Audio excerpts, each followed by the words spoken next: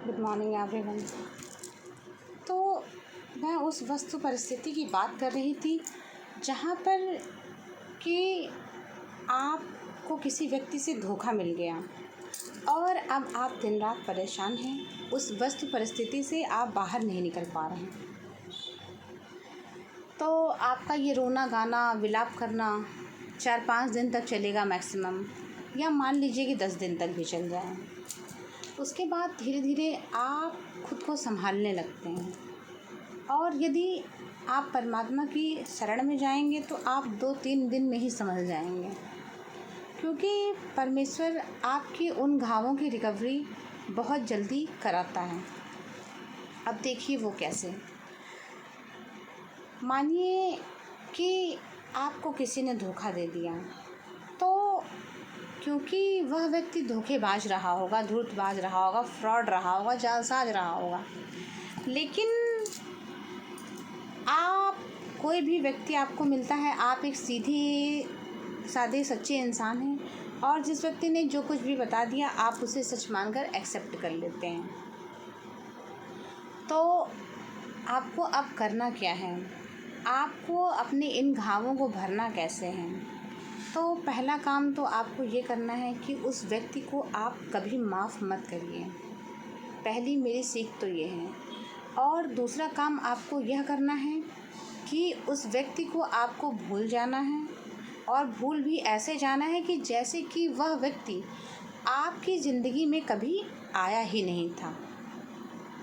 यह एक बड़ी सीख है किसी भी व्यक्ति के लिए, जिसे भी धोखा मिलता है, जिसे भी कई लोग मिलते हैं, शादी के लिए प्रॉमिस करते हैं, वादे करते हैं और फिर उसके बाद मुकर जाते हैं। तो इस तरह का व्यक्ति यदि आपकी ज़िंदगी में भी आया हो और आपने ये सब फेस किया हो, यह सब आम बातें हैं। यह वस्तु परिस्थिति हर व्यक्ति की हो सकती है और हर व्यक्ति के जीवन में एक वस्तु परिस्थिति ऐसी आती है जहाँ पर वह धोखा खाता है और उस धोखे से उसे एक जीवन का बहुत बड़ा लेसन मिल चुका होता है कि किसी पर भरोसा मत करो। स्वयं अपने आप को छोड़कर, अपनी आत्मा को छोड़कर और परमात्मा को छोड़कर किसी पर यकीन मत करो। कोई तुम्हारा सगा नहीं है इस दुनिया में, इस पूरी पृथ्वी पे और इस अखिल ब्रह्मांड में। या तो तुम खुद के सगे हो या तो परमेश्वर तुम्हारा सगा है, बाकी कोई भी नहीं। तो जब आप इस बात को विश्वास कर लेंगे कि कोई भी व्यक्ति मेरा सगा नहीं है और सारी परिस्थितियों को मुझे खुद हाथ में लेना है और खुद सभी परिस्थितियों को हैंडल करना है। अब देखिए, किसी पारिवारिक परिवेश में हम परिस्थितियों को कैसे हैंडल करते हैं। मान लीजिए कि एक महिला है, उसके पति एक्सपायर कर गए हैं। अब उसके पास आय का, जीविका का कोई साधन नहीं है। तो यदि उसके पति दुकान चला रहे होते हैं तो महिला भी अगले दिन से दुकान पर बैठने लगती है। तो सोचिए कि अब एक महिला को, जो कि घर के कार्यों को देख रही थी, अब उसके ऊपर 2 गुनी जिम्मेदारी आ गई। अब उसे पैसे भी कमाने हैं और घर को भी देखना है, और यदि उसके पुत्री पुत्र हैं तो उनकी जिम्मेदारियां भी उठानी हैं, और फिर कार्यों का बोझ जो उनके पिता किया करते थे, वो उन कार्यों का बोझ उनके बच्चों पर भी आ जाता है। तो इस तरह की परिस्थितियां, परिवेश भी बनते हैं जहाँ पर लोगों को ऐसा लगता है कि ज़िंदगी अब ख़त्म सी हो गई है, अब आगे नहीं बढ़ा जा सकता है। लेकिन जब आप देख रहे हैं कि मृत्यु के बाद किसी घर में अगर जवान मृत्यु भी हो जा रही, उसके बाद भी लोग जीवित हैं, प्रयासरत हैं, सारी जिम्मेदारियों को अपने कंधों पर लेते हैं और अपने घर को अच्छी तरीके से चला रहे होते हैं, तो ये प्यार, मोहब्बत, इश्क, ये सब तो बहुत छोटे मोटे गम हैं अगर मैं कहूँ। अब देखिए, किसी का जवान लड़का यदि एक्सीडेंट में मर जाता है, उसकी मृत्यु हो जाती है, तो भी वह परिवार जी रहा है। अब ये सोचिए कि वो माँ बाप जो जीवित हैं, वो पत्थर हो जाते हैं, फिर भी वो खुद को संभाल कर जीते हैं जीवन। तो आपका ये छोटा सा प्यार मोहब्बत वाला दुख, ये उनके दुखों के आगे नगण्य है, क्योंकि आपका जो ये इश्क वाला लव है सो कॉल्ड, ये सिर्फ इमोशन पर बेस्ड है। हो सकता है आपके इमोशन ओवरफ्लो हो रहे हों और अगला व्यक्ति सिर्फ आपका तमाशा कर रहा हो दूसरों के साथ मिलकर। हो सकता है आप इमोशनली अटैच्ड हों और दूसरा व्यक्ति एक गेम की तरह, वीडियो गेम की तरह इसे खेल रहा हो, उसकी हैबिट में हो 20-25 लड़कियों के साथ फ्लर्ट करना। तो आपको इन वस्तु परिस्थितियों को समझना होगा। जिन व्यक्तियों से आप ऑनलाइन मिले हैं, आप डायरेक्ट सामने से नहीं मिले हैं, जब हम जिन व्यक्तियों से सामने से मिलते हैं उनसे भी धोखा खा जाते हैं, तो आप सोचिए कि जिससे आप ऑनलाइन मिले उस व्यक्ति पर आप आंख बंद करके विश्वास कर कैसे सकते हैं? आप कैसे सोच सकते हैं, कैसे मान सकते हैं कि जो भी वह व्यक्ति बता रहा है वह सच बता रहा होगा अपने विषय में? वह एडिक्टेड है या नहीं, उसके 15-20 जगह रिलेशनशिप है या नहीं, ये कौन ही जान रहा है और किसने ही जाकर देखा है। जब आप उस व्यक्ति से ऑनलाइन मिलें, जिस व्यक्ति से आप कभी मिले नहीं, आपने कभी उसको देखा नहीं, उसके बारे में, उसके कैरेक्टर के बारे में आप कुछ भी जानते नहीं कि किस तरह का व्यक्ति है, और आप उसकी बातों में आ जाते हैं। आपको लगता है कि यार वेल प्रोफाउंड पर्सन है, अच्छा ही होगा, जो बता रहा है वो सच ही होगा। तो इस तरह के ट्रैप्स में आपको नहीं आना है, क्योंकि ऑनलाइन आजकल सिर्फ ट्रैप ही चल रहे हैं और सिर्फ धोखा ही चल रहा है। तो आपको ऑनलाइन रिलेशनशिप से, फ्रेंडशिप से या मैरिटल अफेयर या एक्स्ट्रा मैरिटल अफेयर जो भी कहें, इन सब से बचना है, क्योंकि यहाँ पर सिर्फ पुरुष ही नहीं, स्त्रियाँ भी ग्रुप बनाकर, एक गैंग बनाकर एक दूसरे को धोखा दे रही हैं, चीट कर रही हैं, और मनी के रिगार्डिंग भी कई समस्याएं देखने में आई हैं, जिसमें लोग एक दूसरे से पैसे की वसूली कर रहे हैं प्यार के नाम पर, और एक दूसरे के पैसे खर्च करवा रहे हैं। तो ऐसे कई केस सुनने में आए हैं जिसमें कई फॉरेनर्स भी इन्वॉल्व हैं। तो आप लोगों को बहुत अच्छे से अवेयर रहना चाहिए, क्योंकि कई रैकेट्स भी चल रहे हैं जिसमें वो अपने शरीर को परोसने का प्रलोभन देती हैं, और पुरुष भी प्रलोभन में आकर न जाने कितने ही पैसे स्पेंड कर देते हैं और वो इस तरह के ट्रैप में फंस जा रहे हैं। रिसेंट पास्ट में इस तरह का एक केस आया था जिसमें कि एक विदेशी महिला, कई पुरुषों को उसने ट्रैप में फंसा रखा था और हर व्यक्ति से या बहुतायत संख्या में लोगों से उसने 20-25 लाख की वसूली कर ली थी।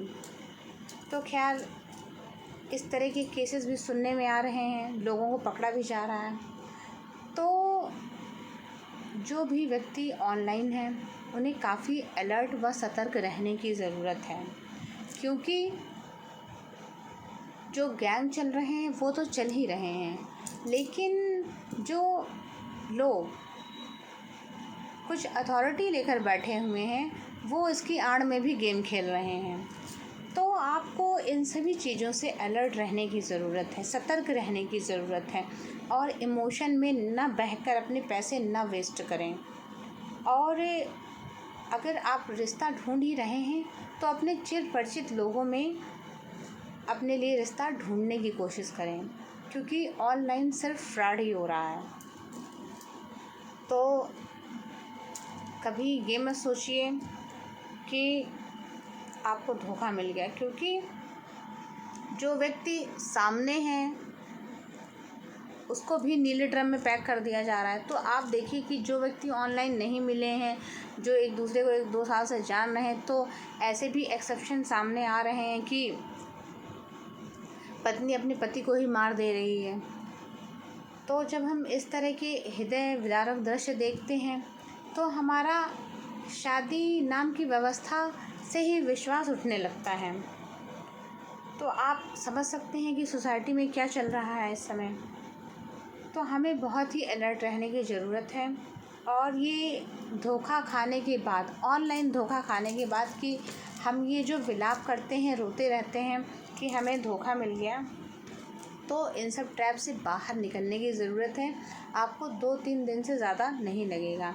और हाँ, यदि आप एक लंबे समय तक इस तरह के ट्रैप्स में फंसे रहे हैं, फंसे हुए हैं, तो इससे बाहर निकलिए और खुद पर वर्क करिए, खुद पर ध्यान दीजिए। अब आप जिस प्रोफेशन में हैं उस पर ध्यान दीजिए, क्योंकि पैसों का बहुत महत्वपूर्ण रोल है किसी की भी लाइफ में। पैसे हैं तो सारे रिश्ते नाते हैं, आपको यह समझने की ज़रूरत है। और आपका ये झूठा विलाप किसी का हृदय बदल नहीं सकता है, क्योंकि जब लोग आपको पावरफुल देखेंगे, आपको पैसे वाला देखेंगे, आपको टैलेंटेड देखेंगे, तो लोगों का झुकाव आपकी ओर बढ़ेगा और वही लोग वापस आपकी ज़िंदगी में आना चाहेंगे। तो ऐसे लोगों के लिए आपको अपने दरवाजे हमेशा के लिए बंद रखने हैं, क्योंकि यदि आप एक बार उस ट्रैप से बाहर निकल चुके हैं तो दोबारा आपको उस ट्रैप में फंसना नहीं है बिल्कुल भी। तो इस तरह की वस्तु परिस्थितियाँ देखी गई हैं और आपको बहुत अलर्ट रहने की ज़रूरत है। लोग आजकल बहुत फ्रॉड हो गए हैं, तो ये रोना, ये सोचना, ये विलाप करना कि आपके साथ धोखा हो गया, धोखा अब ये जितने भी लोग ऑनलाइन हैं उन सभी लोगों के साथ धोखा हो ही रहा है। एक्चुअल में एक दूसरे को लोग चीट कर रहे हैं, और एक बार जैसे किसी व्यक्ति ने धोखा खा लिया तो अब वह दूसरे से फ्रेंडशिप करके फिर उसे वो चीट कर रहा है, तो अपना बदला वो किसी तीसरे व्यक्ति से निकाल रहा है। तो इस तरह की वस्तु परिस्थितियाँ भी देखने में आ रही हैं, सामने आ रही हैं। तो आप सभी लोगों को बहुत सजग रहने की ज़रूरत है। जो व्यक्ति सामने है उसके बारे में भी जानकारी पता करें, तभी विवाह के लिए आगे बढ़ें। क्योंकि अगर आप एक बार धोखा खा गए हैं तो आपको उस वस्तु परिस्थिति से एक लेसन लेना है कि मुझे उस व्यक्ति को पुनः अपनी लाइफ में एंट्री नहीं देनी है, ना तो एज ए फ्रेंड, और माफ़ तो कभी नहीं करना है। और दूसरा सोचना यह है कि उस व्यक्ति को ऐसे भूल जाना है जैसे कि वह व्यक्ति आपकी ज़िंदगी में कभी आया ही नहीं था, और अपनी ग्रोथ पर ध्यान देना है, क्योंकि आपकी सफलता ही किसी धोखेबाज व्यक्ति के लिए मुंह तोड़ जवाब हो सकती है। क्योंकि लोग तो फिर भी बातें बनाएंगे कि बहुत प्यार था, बहुत मोहब्बत थी, प्यार मोहब्बत तो था लेकिन शादी किसी तीसरे से कर ली। तो अब यह बात सोचने वाली यह है कि लोग इस तरह की झूठी बातें बनाते कैसे हैं, ये मुझे समझ में नहीं आता है। कि जब लोग इस तरह के झूठे दावे करते हैं और दहेज मिल जाने पर, माँ बाप के कहने पर वो कहीं भी शादी कर लेते हैं जहाँ उनके माँ बाप कहें, या 5-6 करोड़ जहाँ मिल रहा हो। तो इस तरह की वस्तु परिस्थितियाँ भी बहुत सारे केसों में देखने में आई हैं। तो आप लोगों को खुद को अलर्ट रखना है। एक बार यदि आप धोखा खा गए हैं तो आपको पुनः उस ट्रैप में कभी नहीं फंसना है। उस व्यक्ति को, जो भी व्यक्ति आपकी ज़िंदगी में आ रहे हैं, उन्हें हमेशा के लिए भूलकर अपनी लाइफ को उस पीक पर ले जाना है कि वह देखने वाले व्यक्ति आपकी उन्नति देखकर वह शर्मिंदगी महसूस करें और उन्हें लगे कि मैंने अपनी ज़िंदगी में एक महत्वपूर्ण व्यक्ति, एक ऐसा व्यक्ति जो अच्छा था, उसे मैंने खो दिया है। तो आज के लिए बस इतना ही। Thank you.